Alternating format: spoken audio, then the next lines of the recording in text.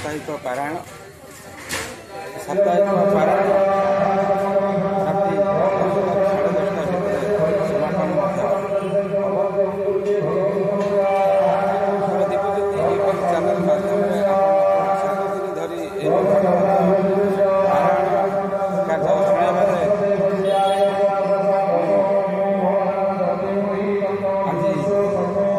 सप्तम सन्धार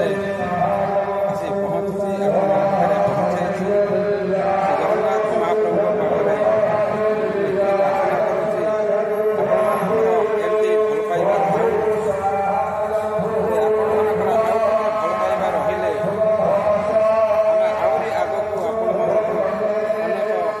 देवादेवी मंदिर आउ भागवत पारायण रामचरित्र मानस एवं यज्ञ आपण मान पाखे वीडियो पहुँचाई पारू। आपण मैंने भूली जाऊँच वीडियो बहु मात्रा देखुंट किंतु आपण मैंने टे सब्सक्राइब करूना कि लाइक की दौना मोर ये जो दीपज्योति यूट्यूब चैनल आम कौन से जगह किसी पारिश्रमिक आम नौना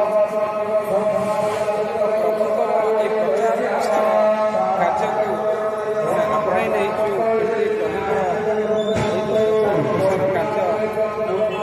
जारी रमर बर्तमान जहाँ बड़ीर खराड़ रूप नहीं विभिन्न प्रकार रोगरे कि हत्या बन्या सब बर्तमान कालभराणी माड़ी आसुची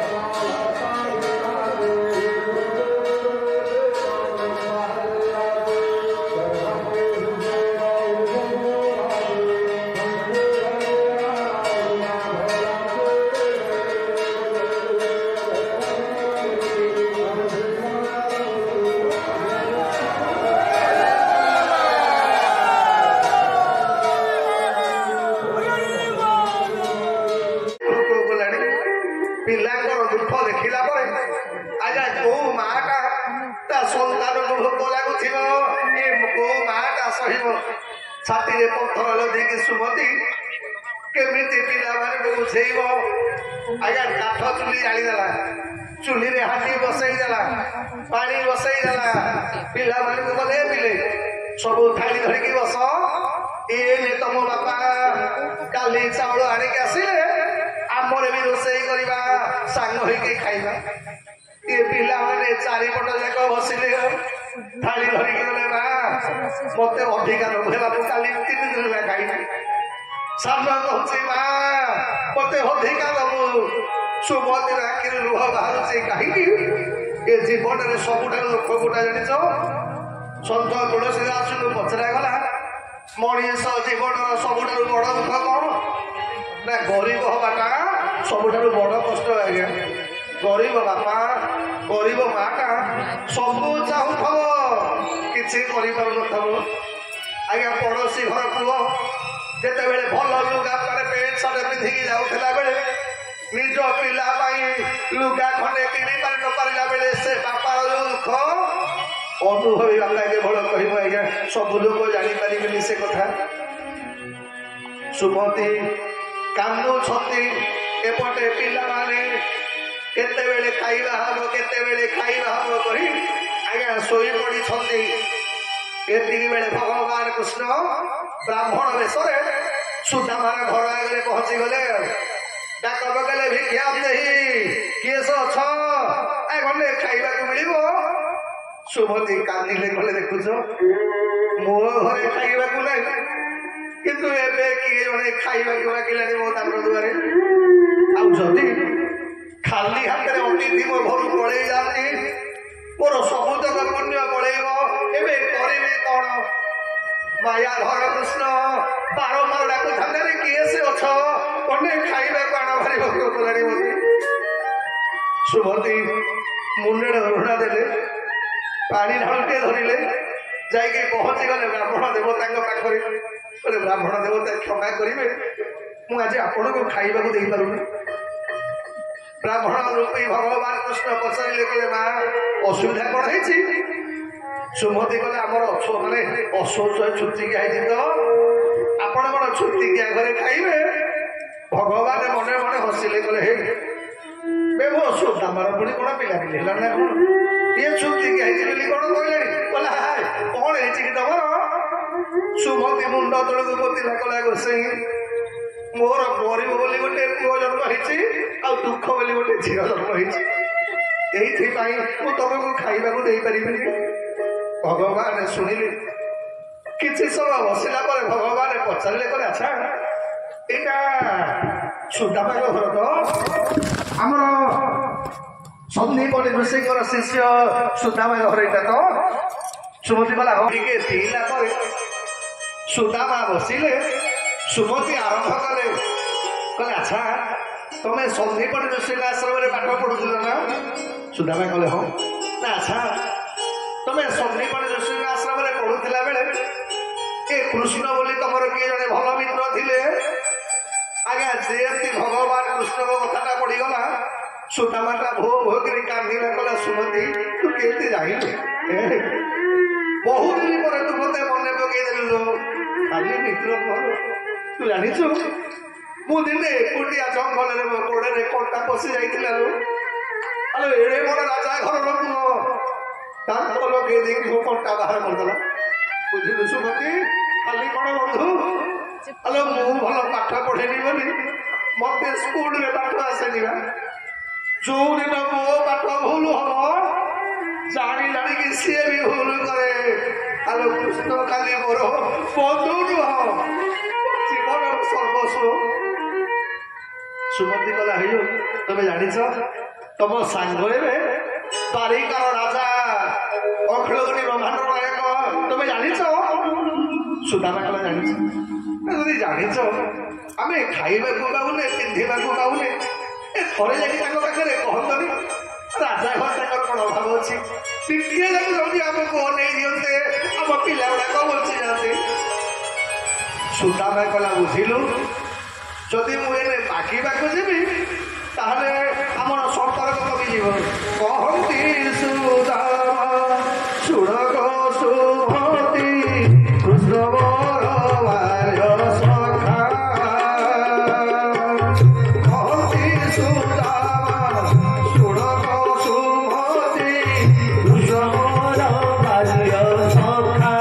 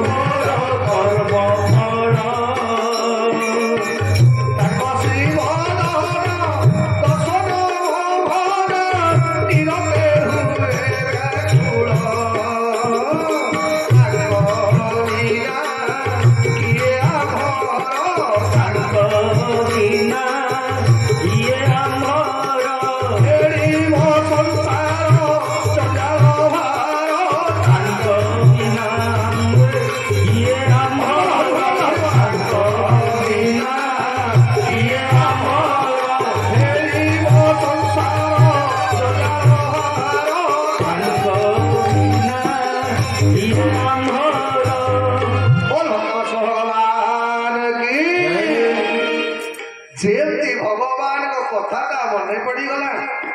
ସୁଦାମା କହିଲା ସୁମତି ତୁ କଣ ମନେ ପକେଇଦେଲୁ ମତେ ଆଜି ଜାଣିଛୁ ନା ଏତେ ଭଲ ପାଏ ମତେ ସୁମତି କହିଲା ହଉ ଏ ତମେ ଯଦି ମାଗିବା ଯାକେ ଦରକାର ନାହିଁ ସୁମତି ଆଜ୍ଞା ଭଗବାନ ତ ଟ୍ରେନିଂ ଦେଇଛନ୍ତି ଯେ ତୋ ସ୍ୱାମୀ ମନା କରିବ ତମକୁ ବାରମ୍ବାର ସ୍ୱାମୀକି ବାଧ୍ୟ କରିବାକୁ ପଡିବ ସୁମତି କହିଲା ହଉ ଏ ତମର ଏତେ ବଡ ସାଙ୍ଗ ସିଏ ଏ ତମର କଣ କେବେ ଇଚ୍ଛା ହୁଏନି ତାଙ୍କୁ ଦର୍ଶନ କରିବା ପାଇଁ ସୁମତି କହିଲା ହେ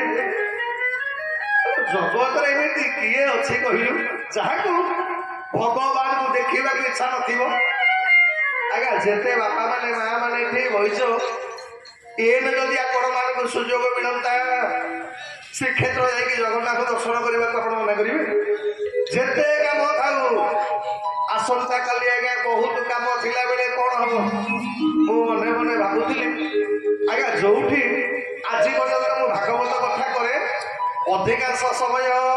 ମୁଁ ଆଖି ବୁଝିଦିଏ କାହିଁ କହିଲେ ମୁଁ ଜାଣେ ମୋ ଭାଗବତ କଥା କିଏ ଶୁଣିଲେ ଶୁଣୁ ନ ଶୁଣିଲେ ନାହିଁ ଜଗନ୍ନାଥ ମହାପ୍ରଭୁ ମୋ କଥା ଶୁଣନ୍ତୁ ଆଉ କଥା ଶୁଣିବାର ପ୍ରମାଣ ରୂପରେ ମୁଁ ମହାପ୍ରଭୁଙ୍କ ପାଖରେ ଯୋଉଠି ଆଜ୍ଞା ଭାଗବତ କରିଛି ଦିନେ ନା ଦିନେ ଜଗନ୍ନାଥ ମହାପ୍ରଭୁଙ୍କ ମହାପ୍ରସାଦ ଆସିକି ପହଞ୍ଚିବାଟା ନିଶ୍ଚିତ ସେ ଯୋଉଠି କଳାହାଣ୍ଡି ଠାରୁ ଆରମ୍ଭ କରି ଓଡ଼ିଶା ବାହାରେ ଭାଗବତ କରିଛି ଆଜ୍ଞା କୌଣସି ନା କୌଣସି ରୂପରେ ମହାପ୍ରଭୁ ଯେମିତି ତାଙ୍କ ମହାପ୍ରସାଦ କାରଣ ମହାପ୍ରସାଦ ହଉଛି ଭଗବାନଙ୍କ ସ୍ୱରୂପ ତେଣୁ ଯେତେବେଳେ ମହାପ୍ରସାଦ ପହଞ୍ଚିଯାଏ ମୁଁ ଜାଣିନିଏ ଯେ ଜଗନ୍ନାଥ ମହାପ୍ରଭୁ ନିଶ୍ଚିତ ଭାବରେ ମୋ କଥା ଶୁଣିବାକୁ ଆସିଛନ୍ତି ଏଇ ପରଦିନ ଶୁଖିଲି ମହାପ୍ରସାଦ ଆସିଥିଲା ବେଳେ ମୁଁ ମନେ ମନେ ଚିନ୍ତା କରିଥିଲି ମୁଁ କହିଲି ମହାପ୍ରଭୁ ଏ ଗାଈ ମାସେ ଦେଢ ମାସ ହେଲାଣି ମୁଁ ତମକୁ ଜମା ଦେଖିନି ଆଉ ଏ ତମେ ମତେ ଆଉ ଜମା ମତେ ଭଲ ପାଉନ ନା କଣ ଆଜ୍ଞା ଏଇଆ ପରଦିନ ରାତିରେ ମହାପ୍ରଭୁଙ୍କୁ ଆଣିକି ରଖେଇକି ଆଜ୍ଞା କହିକି ଶୋଇଛି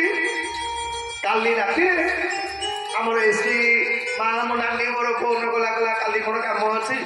ମୁଁ କହିଲି କଣ କାମ ନାହିଁ କଣ କହୁନା କାଲି ଚାଲ ଜଗନ୍ନାଥ ଦର୍ଶନ କରିବାକୁ ଯିବା ଭାଗବତ ସରିବ ଜଗନ୍ନାଥ ଦର୍ଶନ କରିବୁ ମୁଁ କହିଲି ନାନୀ ଯୋଉ କାମ ଥାଉଆ ଏ ମହାପ୍ରଭୁଙ୍କର ନିମନ୍ତ୍ରଣ ଆସିବ ଆଉ ଆମେ ମନା କଲେ ହବ ତେଣୁ ସେ ସଜଗ ସୁଦାମା କହିଲା କଲା ସୁମତି ଏମିତି କିଏ ସେ ଅଛି ଯିଏ भगवान को दर्शन करने को जार इच्छा नहीं मत कह सब बेले तो इच्छा जे किंतु कौन करी कहलु कौन जीवी भगवान को सुमति कहला शुण सुदामा कहला जीवा को भारी इच्छा किंतु आम शास्त्र कही 6टा जगह को खाली हाथ जीवी बोले देवालय गुरु गृहे यज्ञ स्थाने शास्त्र कहले आज्ञा जिते बेले भगवान को मंदिर को जीवे खाली हाथ जीवेनि किसी दक्षिणा देवे जिते बेले यज्ञनाथ को दर्शन करेंगे खाली दर्शन करेंगे दक्षिणा किसी देवे 3 नंबर गुरु को दर्शन करेंगे खाली दर्शन करेंगे दक्षिणा किसी देवे 4 नंबर ब्राह्मण द्वारा काम करेंगे खाली दर्शन माने ब्राह्मण को पचारे किसी दक्षिणा देवे 5 नंबर कौन सी बंधु घर को जीवे आज्ञा खाली हाथ में जीवे 6 नंबर भगवान को कथा श्रवण करेंगे खाली शुणवे दक्षिणा देवे दक्षिणा में टका पैसा लगा मुह सुखी सारे हे लेट्रे आरम्भ कर 10टा बजे पुणी राति 10टा दक्षिणा कथा कहला ना दक्षिणा फक्षिणा टका पैसा ना कि कहबी कौन दवा कथा सुदामा कला जावाई कहूँ जे कौन नहीं जी मत कहलु खाली हाथ में कौन पाखक जाई हम सुमति कला शुण तमें जदि कह मु तुम व्यवस्था करदेवी सुदामा कला कहलु आम घरे तो 4 दिन गला चुली जोड़ुनी तू व्यवस्था करू कौन ना मुझे करवा दायित्व मोर तुम जा आज्ञा सुदामा भगवान को प्रार्थना कला कला महाप्रभु मत जीवन में सुमति भाया स्त्री गोटे दौथु जी मत तो पाखक जावाई बाध्य कर सुदामा गले स्नान करने राति पाईगला एपटे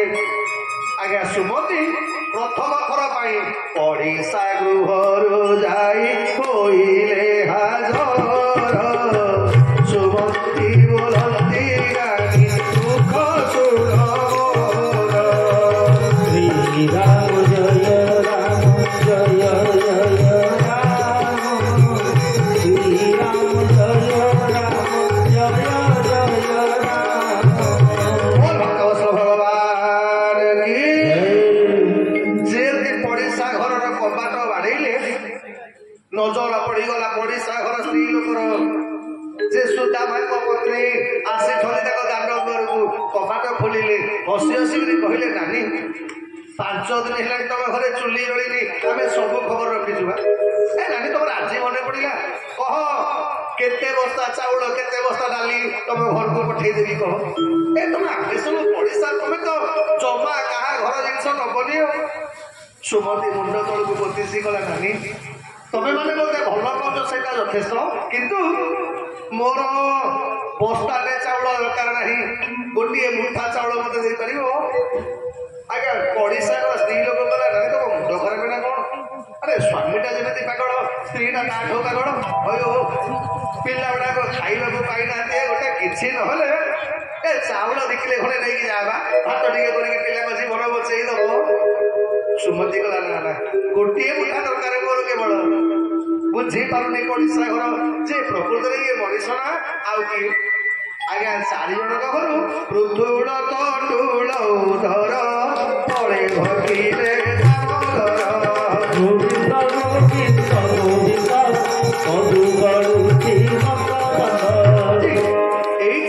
सुमति चाहिए जनक घर 4 बस्ता चाउल आनी पारि था किंतु सुमति आज्ञा निज पे मागिलानी भगवान मागिला पुणी 4 जन घर 4 मुठा चाउल कारण कौन यही 4 मुठा चाउल सुदामा लिखिदेला सुमति कहला स्वामी हे प्रभु तमें 60 पौटी खाई तारी बसी तो देख तुम बंधुटा घर को न गले तार पेटे दाना करने पड़ुनी कहीं ना क्या चाउल क्या सहित समान नुह 4 जन चाउल 4 प्रकार हो तेणु भगवान बुझीजे सुदामार घरे खाइबा को नहीं बोली कारण सुमति जानी स्वामी केवे कहबनी आम घरे खाइबा को नहीं बोली यही सुमति कौन कले आज्ञा हांडी 4 मुठा चाउल तक भाजी देले बांधिकी देवे कौन तेबे आज्ञा बांधिकी दबा कपड़ा खंडे नाइबा सुमति निजर पिंधा ଚିରା ଲୁଗା ଟିକା ଖଣ୍ଡେ ଚିରିଲି ଯେତେବେଳେ ଚିରା ଲୁଗାରେ ବାନ୍ଧିକି ଦିଅନ୍ତି ମନେ ମନେ ଭାବିଲେ ଗଲେ ମହାପ୍ରଭୁ ଦେଖ ତମ ବନ୍ଧୁ ପତ୍ନୀ କେମିତି ଶାଢୀ ପିନ୍ଧୁଛି ଏଇଠୁ ଅନୁମାନ କରିବ। ପୌଷ ମାସ କୃଷ୍ଣ ପକ୍ଷ ସପ୍ତମୀ ତିଥିରେ ସୁଦାମା ବାହାରିଲେ ଆଜ୍ଞା ଦ୍ୱାରିକା ଦୂର ନଗରୀ ବଡ଼ି ଦୂର ନଗରୀ ଦୂର ନଗରୀ ବଡ଼ି ଦୂର ନଗରୀ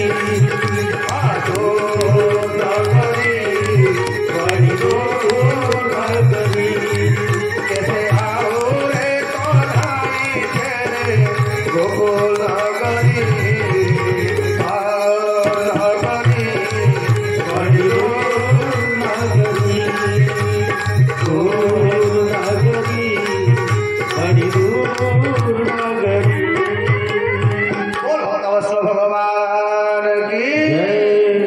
प्रचंड शीत देहरे गामुछा खंडे ना छिंडा धोती टे पिंधि खाली पादरे सुदामा बाहरी सुमति डाक पकेला ठाकुरे मो स्वामी की तो मो पाखक पठाऊची मो स्वामी तो मो पाखे पहुंचबार दायित्व आपणकर एपटे सुदामा मने मने धन्यवाद लगला सुमति को भाषा ते मुझे धन्यवाद देवी आज बहुत दिन बोले ओह मे परम लाभ उत्तम श्लोक दर्शन आज मोर केड़े बड़ भाग्य आज मो बंधु सहित मोर साक्षात हम बोले पथे सुना मन निश्चिंत बंधु दर्शन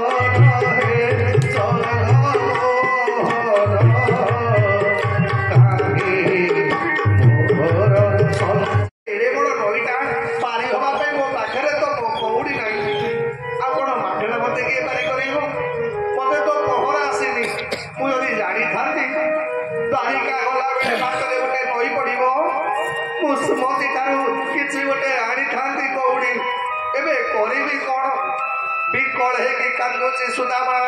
आज्ञा नदी कूल सेपटे मो महाप्रभु गोटे नाविक वेश मुंडरे कला ठेका बांधी मुंडरे मयूर चूल हाथ में कात डाकी डाकी आसिले अरे किए पारी हम आस आस आस किए डाकुची आस पारी हम कि पाखक गले परा मजुरी मागिब मो पाखे तो कौड़ी नाई मुझे कड़ू ये सुदामा मुंड तलक पोतिकी बसी ठाकुर मोर जागले ठाकुर जागले सुदामा पाखे कौड़ी नाई बोली ये भगवान मोर गीत बोली आरंभ कले बोले हरि भगत पैसा पड़ो नहीं हरि भगत पैसा पड़ो नहीं हरि भगत पैसा पड़ो नहीं हरि भगत पैसा पड़ो नहीं नहीं टका बोले नहीं जीवी टका बोले डंगा मारी हो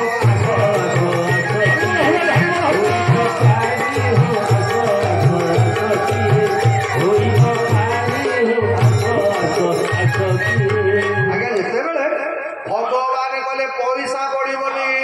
सुदामा धड़का धड़किला बोला नाविक भाई ए मुझ भगवान मने मने हसिली सुदामा भगवान धन्यवाद जा हो कान्हा गोटे भल नाविकटे पठेर कौन बुझी ना पैसा पारी करदब आज्ञा जे सुदामा ता पुटुली जाटिके जीवाक बाहरिला पुणी भगवान गीत बोल बोलटे हरि भगत पैसा पड़ो भाई हरि भगत पैसा पड़ो भाई हरि भगत पैसा पड़ो भाई हरि भगत पैसा पड़ो भाई आज्ञा जे पैसा पड़ बोली कहला सुदामा कहला रे तो कथाटा ठीक नहीं कहलु पैसा पड़ोनी पुणी कौन कहलु पैसा पड़ो भगवान कहले शुण अरे कौड़ी सीना पड़ोनी किंतु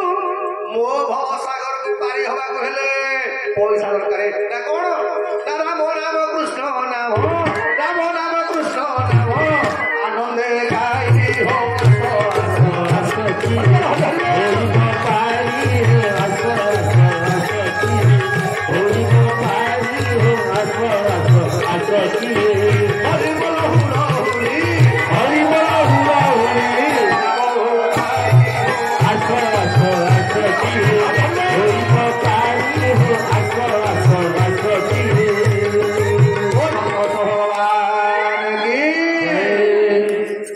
ମାନେ ଭୋକ କଲେଣି ବୋଧେ ନାଇଁ ଆପଣଙ୍କ ହୁଡ଼ ହୁଡ଼ି ଦେଖିଲେ ଲାଗୁଛି ଆପଣ ବୋଧେ କେହି ଆଉ ପାରି ହେଇପାରିବେ ମୁରୁକି ହସୁଥାନ୍ତି ଡଙ୍ଗାଟାକୁ ଧୋଇଦେଲେ ନିଜର ପିତାମ୍ବରଟା ପିଛେଇ ଦେଲେ ଡଙ୍ଗା ଉପରେ ଆଜ୍ଞା ସୁଦାମାକୁ ଭଗବାନ ସ୍ୱାଗତ କଲେ କହିଲେ ବ୍ରାହ୍ମଣ ଦେବତା ମୋ ବାପା ମତେ କହିଥିଲେ କୌଣସି ବ୍ରାହ୍ମଣ ଠାରୁ କୌଣସି ସାଧୁଙ୍କ ଠାରୁ ପାରିମୂଲ ନବୁନି ଆସ ଡଙ୍ଗାରେ ବସ ସୁଦାମାଟା ମନେ ମନେ ଖୁସି ହେଲା କଲା ପ୍ରଭୁ ତୋର କେଡ଼େ ରହିଆରେ ଏ ମୋ ପାଖରେ କଉଡ଼ି ନାହିଁ ବୋଲି ଏମିତି ଗୋଟେ ଭକ୍ତଟାକୁ ପଠେଇଦେଲୁ ଆଜ୍ଞା ସୁଦାମା ଯେମିତି ଡଙ୍ଗାରେ ବସିଛି ଭଗବାନ ସୁଦାମାର ପାଦ ଧୋଇଦେଲେ ମୁଣ୍ଡିଆ ଟିକେ ମାଇଲେ ଇଏ ଦେଖିଲା ପରେ ସୁଦାମା ମନେ ମନେ ଭାବିଲା କଲା ଯାହା ହଉ ଗୋଟେ ଭଲ ଭକ୍ତିଆଟେ ପଡ଼ିଛି ମୋ ଭାଗ୍ୟରେ ଆଉ କିଛି ବାଟ ଗଲା ପରେ ଡଙ୍ଗା ବହାଇ ସାରିଲା ପରେ ସୁଦାମା ମାନେ ମନେ ମନେ ଭଗବାନଙ୍କୁ ଦେଖୁ ମାନେ ଭଗବାନ ସୁଦାମାକୁ ଦେଖୁଥାନ୍ତି ମନେ ମନେ ହସୁଥାନ୍ତି ଆଜ୍ଞା ଯେତେବେଳେ ନାଭିକ ପୁଅଟା ହସୁଛି ସୁଦାମାକୁ ଭାରି ଲାଜ ଲାଗୁଥାଏ ବୋଧେ ମୋ ଛିଣ୍ଡା ଲୁଗା ଦେଖିକି ବୋଧେ ହସୁଛି ନା କଣ ଏଇଥିପାଇଁ ସୁଦାମା ଖାଲି ଚାକିରି ହଉଥାଏ କେତେ ସମୟ ପରେ ଭଗବାନ ପଚାରିଲେ କହିଲେ ଆଚ୍ଛା ବ୍ରାହ୍ମଣ ଦେବତା ତୁମେ ଯାଉଛ କୁଆଡେ ସୁଦାମା କହିଲା ବନ୍ଧୁ ଘରକୁ ଯାଉଛି ବା କହିଲା ବନ୍ଧୁ ଘରକୁ ଏଇ ଲୁଗାପଟାରେ ଆଜ୍ଞା ଯେତେବେଳେ ସୁଦାମାକୁ କହିଦେଲା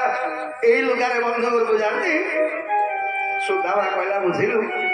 ଏ ଜଗତରେ ସବୁ ଲୋକ ବାହାରଟାକୁ ଦେଖନ୍ତି କିନ୍ତୁ ମୋ ବନ୍ଧୁ ସେ କେବଳ ଭିତରଟାକୁ ଦେଖେ ଏଇଥିପାଇଁ ସେ କେବେ ଦେଖିବନି ମୁଁ କୋଉ ଲୁଗା ପିନ୍ଧିଛି କଣ ପିନ୍ଧିକି ଆଇଛି ବୋଲି ଭଗବାନ ଜାଣିଗଲେ ମୋ ସୁଦାମାଟା ଏବେ ବି ମୋ ଉପରେ ବିଶ୍ୱାସ ରଖିଛି ଭଗବାନ ପୁଣି ପଚାରିଲେ କହିଲେ ଆଚ୍ଛା ତମ ବନ୍ଧୁଙ୍କ ସହିତ କେତେ ବର୍ଷ ହେଲା ଦେଖା ହେଇନି ନା ନାଇଁ ପାଠ ପଢିଲା ବେଳେ ସେତିକି ଦେଖା ହେଇଥିଲା ନା ତାପରେ ଆଉ ଦେଖା ହେଇନି ନା ହଉ ସେ ଦ୍ୱାରିକାର ରାଜା ହେଇସାରିଲେଣି ତମକୁ ସେ ଦେଖିଲେ ଚିହ୍ନି ପାରିବେ ତ କେତେ ବାଟ ଆସିବାଟା ବେକାର ହେଇଯିବ ସୁଦାମା କହିଲା ଚିହ୍ନି ପାରିବନି ଅଳ୍ପ ତ ଚିହ୍ନିବ ନା କେମିତି ଜାଣିଲ ସୁଦାମା କହିଲା ମତେ ଚିହ୍ନିବନି ଆରେ ଏମିତି ଗୋଟେ ଦିନ ନାହିଁ ଯୋଉଦିନ ମୁଁ ତାକୁ ମନେ ନ ପକେଇଛି ଆଜି ପର୍ଯ୍ୟନ୍ତ ଯୋଉଦିନ ଠାରୁ ଆମେ ଦି ବନ୍ଧୁ ଯାକ ଅଲଗା ହେଲୁ ସେ ଦିନ ଠାରୁ ଗୋଟେ ଦିନ ମୁଁ ତାକୁ ଭୁଲିବି ମୁଁ ତାକୁ ଭୁଲିବି ଅର୍ଥ ସିଏ ବି ମତେ ମନେ ପକାଉଛି ନହେଲେ ମୁଁ ତାକୁ ମନେ ପକେଇବି କଣ ପାଇଁ ବିଶ୍ୱାସ ସୁଦାମାର ଦେଖନ୍ତୁ ଏଇଟା ଦ୍ୱାରିକା ନଗର ସୁଦାମା ଗଲା କଣ ଏ ଦ୍ୱାରିକାଟା ଏତେ ପାଖରେ ମୁଁ ସକାଳୁ ଆସୁ ସନ୍ଧ୍ୟାବେଳେ ପହଞ୍ଚି ଗଲି ଅତବାକା ନାବିକ କହିଲା କଣ 2 ମାସ ଲାଗିବ